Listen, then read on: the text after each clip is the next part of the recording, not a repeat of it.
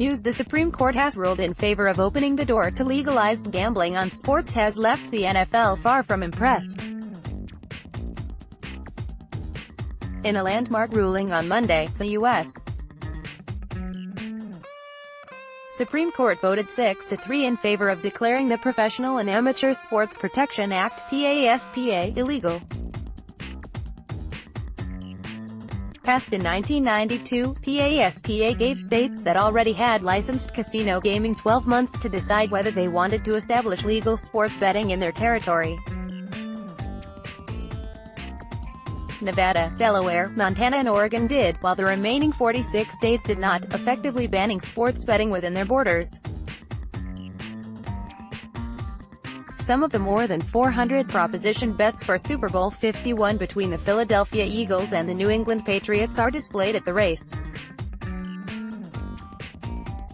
Ethan Miller, Getty Images. However, while many hailed the decision, the NFL was far from pleased with the development. The NFL's long-standing and unwavering commitment to protecting the integrity of our game remains absolute, the league said in a statement. Congress has long recognized the potential harms posed by sports betting to the integrity of sporting contests and the public confidence in these events. See all of the best photos of the week in these slideshows. Given that history, we intend to call on Congress again, this time to enact a core regulatory framework for legalized sports betting. We also will work closely with our clubs to ensure that any state efforts that move forward in the meantime protect our fans and the integrity of the game. However, the NFL could struggle to convince Congress to pass a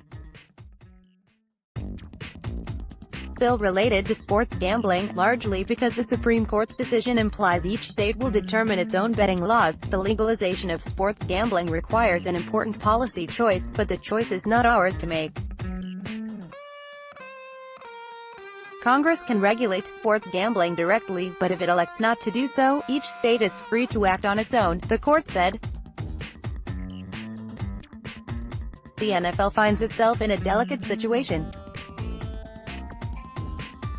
The Supreme Court ruling theoretically means the league stands to make a lot of money from betting, but at the same time it will have to fight the notion that readily available gambling could pave the way to corruption. Conversely, according to figures compiled by the American Gaming Association, Americans illegally wagered some $150 billion even before the ruling, therefore corruption is unlikely to become more likely. The league added it will not rush toward the biggest pot of dollars, and instead is much more likely to monitor what kind of scenario will play out over the next 10 or 20 years. That said, the NFL knows betting offers the chance to boost its coffers even further, therefore expect the league to work towards an arrangement which allows it to maximize its revenue while retaining the integrity it dearly cherishes.